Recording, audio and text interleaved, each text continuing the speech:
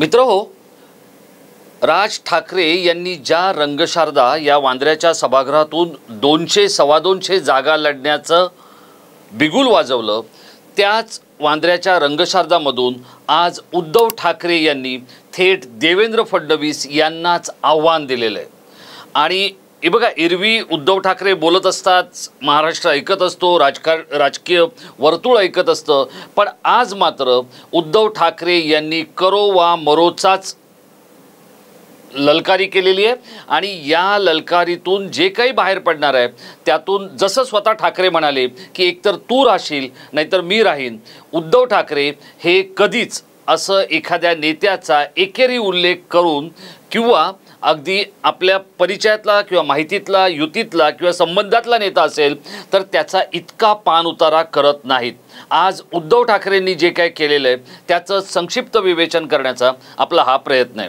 नमस्कार मित्रहो, मी राजेश कोचरेकर आणि आपण पाहताय आपलं आवडतं न्यूज पोर्टल टाइम महाराष्ट्र। मित्रहो, उद्धव ठाकरे यांनी लोकसभेमध्ये जो काही आपल्या कामगिरीचा आलेख उंचावला, जो काही दलित आणि मुस्लिम मतांना घेऊन करिश्मा करून दाखवला, ते पाहिल्यानंतर किंवा ते अनुभवल्यानंतर आत्ता भाजप हे पूर्ण तयारीने या सगळ्या येणाऱ्या विधानसभेमध्ये उतरेल असं वाटत होतं। पण त्याआधीच उद्धव ठाकरे यांनी भाजपच्या सर्वात मोठ्या नेत्याला आणि संभाव्य मुख्यमंत्री होऊ शकणाऱ्या देवेंद्र फडणवीस यांनाच अंगावर घेतलंय। आणि ते असं तसं नाही, तर त्यांनी थेट सांगितलंय की एक तर राजकारणात तू राहशील नाहीतर मी राहीन। उद्धव ठाकरे ज्या अशा पद्धतीत कधीच कोणाशी बोलत नाहीत, कारण उद्धव ठाकरे यांची प्रकृती, उद्धव ठाकरे यांची प्रवृत्ती, त्यांचा स्वभाव आणि त्यांचे एकूणच व्यक्तिमत्व याचा गेल्या अनेक वर्ष मी जसा जमेल तसा अभ्यास करण्याचा प्रयत्न करतोय। 2005 ला नारायण राणे यांच्या बरोबरच्या संघर्षात दादर पोलीस स्टेशनच्या पायरीवर बसलेले उद्धव ठाकरे ते आज थेट म्हणजे मग त्यातून अनेक टप्पे करत राज्याचं 2.5 वर्ष मुख्यमंत्री पद भूषवल्यानंतर आणि मोदी आणि शहा यांच्या भाजपने शिवसेनेला संपवण्याचा घाट घातल्यानंतर लोकसभेमध्ये मोदी आणि शहा यांना अंगावर घेणारे उद्धव ठाकरे आणि आज थेट देवेंद्र फडणवीस यांचा फैसला करण्याची भाषा करणारे उद्धव ठाकरे, या तीनही टप्प्यांमध्ये जेव्हा मी त्यांना पाहतोय, अनुभवतोय, त्यांचं विश्लेषण करतोय, त्यांना समजून घेतोय, त्यावेळेला उद्धव ठाकरे आज प्रचंड संतापलेले होते, कावलेले होते असं आपण म्हणू शकतो। याचं कारण काय?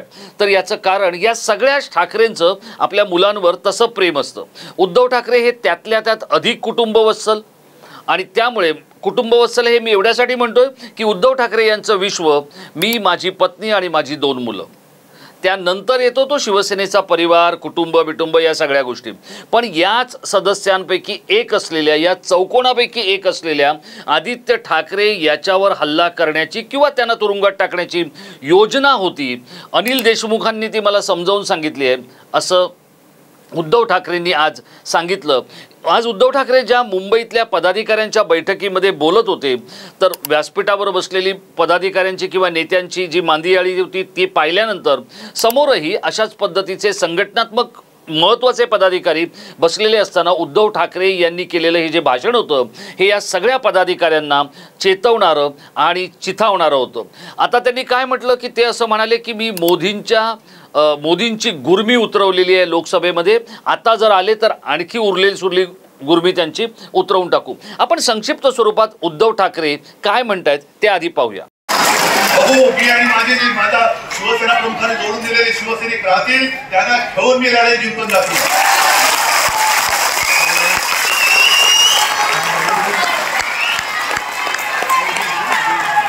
पैसे मिळत आहेत म्हणून तुम्ही आपल्या आईशी गद्दारी करू नका।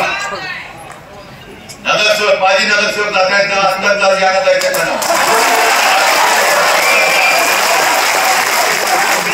बघू ना, अरे मी तर या तर्फेने उतरलो, इथं तुम्ही राहणार तर मी राहीन। आता पाहिलं मित्र तुम्ही त्यांचा आवेश कसा होता बघा। यात झालंय असं की आत्ता देवेंद्र फडणवीस यांना सगळ्यांनी घेरलंय हे ठाकरेंच्या बरोबर लक्षात आलेलं आहे। आणि याच देवेंद्र फडणवीसांनी 5 वर्षाचं मुख्यमंत्रीपद भूषवताना ठाकरेंचा प्रत्येक शब्द हा सांभाळण्याचा पाळण्याचा प्रयत्न केला होता आणि त्यामुळे ते दोघं अत्यंत घट्ट मित्र असल्याचं किंवा सत्तेत सहभागी असल्यानंतरही ते एकमेकाचे सुखदुःखातले भागीदार असल्याचं सांगितलं जात होतं. पण 2019ला जेव्हा स्वतः ठाकरेंना मुख्यमंत्री व्हावंसं वाटलं ते झाले.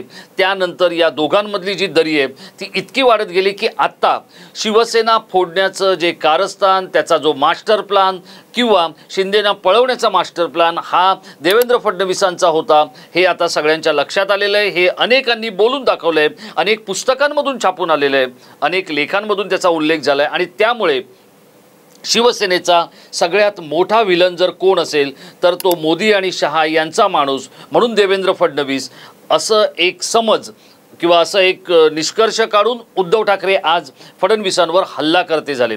आता यातून एक गोष्ट काय आहे ती आपण आधी समजून घेतली पाहिजे की येणारी विधानसभा ही 2 गोष्टींच्या भोवती फिरत राहणार आहे किंवा 3 गोष्टींच्या भोवती. एक तर सगळ्यात महत्त्वाची गोष्ट मराठा आरक्षण, मराठा विरुद्ध ओबीसी हा एक मुद्दा असणार आहे. दुसरं म्हणजे गद्दार विरुद्ध खुद्दार, फुटलेले विरुद्ध राहिलेले असा एक संघर्ष असणार आहे. आणि तिसरा पवार आणि ठाकरे यांना असलेली सहानुभूती. आणि यातले जे 2 प्रमुख किंवा तिन्ही हे जे मुद्दे आहेत हे सगळे मुद्दे जाऊन भेटतात ते देवेंद्र फडणवीस यांच्या राजकीय व्यक्तिमत्वाच्या भोवती किंवा राजकीय नेतृत्वाच्या भोवती. आणि मग त्यामुळेच जर फडणवीसांवर हल्ला केला, फडणवीसांना आव्हान दिलं तर शिवसैनिक पेटणार, राष्ट्रवादीतला कार्यकर्ता पेटून उठणार आणि सगळ्यात महत्त्वाचं म्हणजे मराठा पेटून उठणार. हे आता मराठी नेतृत्व असलेल्या उद्धव ठाकरेंना नीट चुकलेलं आहे. आणि त्यामुळेच बघा आजच्या भाषणामध्ये त्यांनी शिंदेंचा किंवा त्यांच्या जाण्याचा उल्लेख हा ओझरता केलेला आहे. याचं कारण काय की दुर्लक्षित करणं हे ठाकरेंचं एक प्रमुख अस्त्र आहे. मग ते बाळासाहेब ठाकरे असू द्यात किंवा राज ठाकरे असू द्यात, उद्धव ठाकरे असू द्यात, आदित्य ठाकरे असू द्यात, या सगळ्यांचं एक प्रमुख शस्त्र काय आहे तर आपल्याला न आवडणाऱ्या लोकांना दुर्लक्षित करायचं. ते ज्यांच्यावर जास्त बोलतायत त्यांच्यावर ते जास्त कन्सर्न त्यांचा असतो किंवा जास्त संबंध असतो असं आपण समजून चाललं पाहिजे. पण आत्ता त्यांनी शिंदेंना बाजूला ठेवलं आहे आणि फडणवीसांना रडारवर घेतलं आहे. याचं कारण काय तर फडणवीसांबद्दलचा जो काही राग आहे मराठा समाजामधल्या लोकांचा, त्यांच्यावर असलेला राग आणि त्यातूनही ब्राह्मण समाजासाठी 5 वर्ष मुख्यमंत्री राहून विशेष काही करू न शकल्यामुळे ब्राह्मण समाजही दुखावला गेलेला आहे. एकूणच काय तर पक्षातले, पक्षाबाहेरचे, समाजातले, सोशल इंजिनिअरिंगमधले जे काही घटक आहेत त्या सगळे घटक हे फडणवीसांमुळे दुखावलेले आहेत. पण त्यातही राजकारणात तू राहशील नाही तर मी राहीन इतकं जेव्हा ठाकरे बोलत आहेत त्यावेळेला ठाकरे कमालीचे जे दुखावलेत ते आदित्य ठाकरे यांच्या अटकेमुळे. आता अनिल बाबू देशमुखांकडे अशी काय गोष्ट होती की जी त्यांनी ठाकरेंना सांगितली आणि ठाकरेंचा त्यांच्यावर इतका विश्वास बसला. बघा उद्धव ठाकरे हे कधीच कोणावर झटकन विश्वास ठेवत नाहीत. पण उद्धव ठाकरेंनी जर विश्वास ठेवला असेल तर अनिल देशमुखांनी दिलेले दाखले, अनिल देशमुखांनी दिलेले घटनांचे संदर्भ किंवा अनिल देशमुखांनी जे काही मांडलं समोर ते तितकं ताकदवान होतं का की तोच विदर्भ सुपुत्र असलेल्या देवेंद्र फडणवीसांना त्यांनी थेट ललकारलेलं आहे. आणि त्यामुळे जर देवेंद्र फडणवीसांना त्यांनी ललकारलेलं आहे तर आता भाजप हे नेमकं ठाकरेंना कशा स्वरूपात घेतं हे देखील बघणं तितकंच औत्सुक्याचं असणार आहे. पण जे नेतृत्व किंवा जो नेता सलग 5 वर्ष राज्याच्या मुख्यमंत्रीपदी राहतो, वसंतराव नाईकांनंतर जे पवारांना जमलं नाही, जे लोकनेता असलेल्या विलासराव देशमुखांना जमलं नाही, जे साम दाम दंडभेद वापरणाऱ्या नारायण राणेंना जमलं नाही, जे कमालीचे चाणक्य आणि बुद्धिमान होते त्या स्वर्गीय मनोहर जोशींना जमलं नाही, ती गोष्ट देवेंद्र फडणवीस यांनी करून दाखवलेली आहे. आणि त्याच देवेंद्र फडणवीसांना थेट राजकारणात राहणार की नाही असं ज्या वेळेला ठाकरे म्हणतायत तर एकतर ठाकरे तयारीने उतरलेत किंवा फडणवीसांची तयारी कमी पडते. काय होणार आहे या दोघांच्या मध्ये हे आम्ही आपल्याला वेळोवेळी कळवणार आहोत, वेळोवेळी सांगणार आहोत. पण आज मात्र मान गए उद्धवजी इतकं एवढ्यासाठी म्हणावं लागतंय की 24 तास राजकारण जगणाऱ्या, राजकारण अनुभवणाऱ्या, सतत अलर्ट असलेल्या देवेंद्र फडणवीस यांना ते राजकारणात राहणार की नाही याचा फैसला मातोश्रीच्या गडावरून राजकारण करणाऱ्या उद्धव ठाकरे यांनी सांगितलेलं आहे. आणि त्याचबरोबर मोदींच्या गुरमीलाही त्यांनी हात घातलेला आहे. आता मोदी नेमकं देवेंद्र फडणवीसांना सांभाळतात की देवेंद्र फडणवीस यांना ही महाराष्ट्रातली लढाई एकट्यानेच लढावी लागते हे आपल्याला बघणं तितकंच औत्सुक्याचंही आहे आणि अभ्यासाला चालना देणारही आहे। त्यामुळे मित्रहो, ठाकरे विरुद्ध फडणवीस हा संघर्ष आता विधानसभेच्या पार्श्वभूमीवर सुरू झाला आहे। या संघर्षात कोण हरणार आणि कोण पडणार हे आम्ही आपल्याला सांगणार आहोत। मित्रहो, हा व्हिडिओ आपण शेवटपर्यंत पाहिला असेल असं मला वाटतंय आणि तो तुम्ही पाहिला असेल, तुम्हाला तो आवडला असेल तर लाईक करून शेअर करायला विसरू नका। महाराष्ट्राच्या विधानसभेचं बिगुल ऑगस्ट महिन्याच्या 1 तारखेच्या पूर्वसंध्येलाच ठाकरेंनी वाजवलेलं आहे।